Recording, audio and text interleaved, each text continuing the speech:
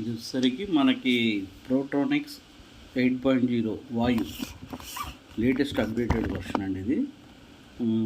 దీన్ని వచ్చేసరికి అన్బాక్సింగ్ చూద్దాం. ప్రజెంట్ దీనిపైన డిస్క్రిప్షన్స్ ఏమి ఇచ్చాడో చూద్దాం. డిజిటల్ డిస్ప్లే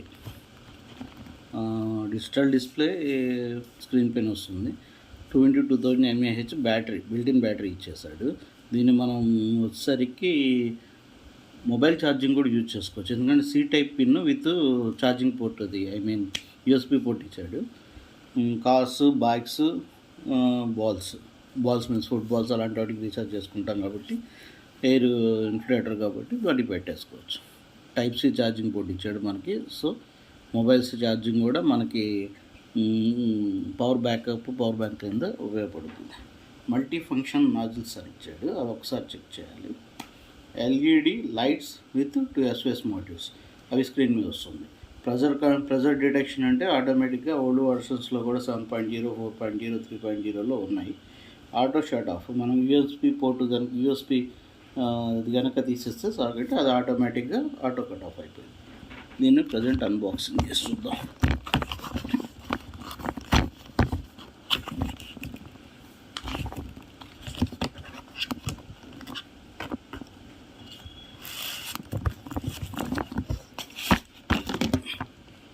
ఓకే, ప్రోట్రానిక్స్ వాయు లేటెస్ట్ వర్షన్. దీని బ్యాక్ సైడ్ దీని డిస్క్రిప్షన్ ఇచ్చాడు మనకి. బ్యాటరీ బ్యాకప్ మొత్తం డీటెయిల్స్ ఇచ్చేసాడు. ఓకే, నెక్స్ట్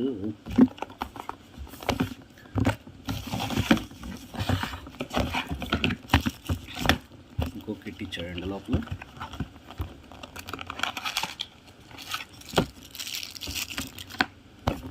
ఇక్కడ వచ్చేసరికి మల్టీ ఫంక్షన్ నాజిల్స్ అన్నారు కదా, అవి ఇవే అన్నమాట. మల్టీ ఫంక్షన్స్ నాజిల్స్ ఎలా యూజ్ చేయాలో మనం నెక్స్ట్ వీడియోలో చెక్ చేసుకుందాము.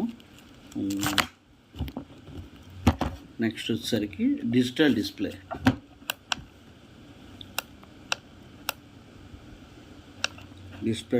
అనమాట.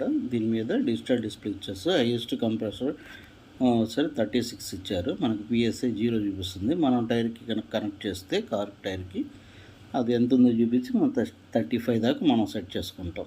ఇక్కడ మైనస్ ప్లస్ ఉంది, అడ్జస్ట్మెంట్స్ మనం టెస్ట్ చేసుకోవచ్చు.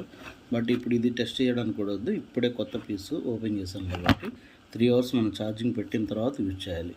సో దీన్ని ఇప్పుడే టెస్ట్ చేయడానికి కుదరదు. మనం నెక్స్ట్ వీడియోలో టెస్ట్ ఎంత ఫాస్ట్గా ఇన్ఫ్లేటర్ ఎలా వర్క్ అవుతుంది, ఎంత టైంలో టైర్ ఫిల్ అవుతుంది, ఇవన్నీ మనం చెక్ చేసుకుందాం.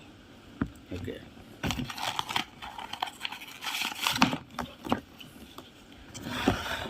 దీంతో పాటు ఇన్ఫ్లేటర్ పంప్ మనం టైర్కి కనెక్ట్ చేయడానికి ఇది ఇచ్చారనమాట. దీన్ని మనం ఇక్కడ ఫిట్ చేస్తాము. 1 edge ఇక్కడ ఫిట్ చేసేస్తే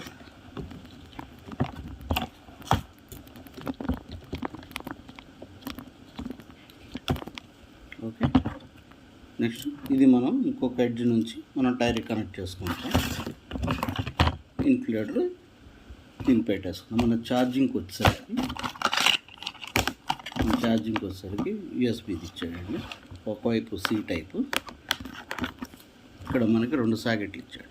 ఒకటి సి సాకెట్, ఇది కనుక ఇన్సర్ట్ చేసి మనం ఛార్జింగ్కి కార్లో వచ్చేసరికి యూఎస్బి ఛార్జర్ కనెక్ట్ చేసుకోవచ్చు.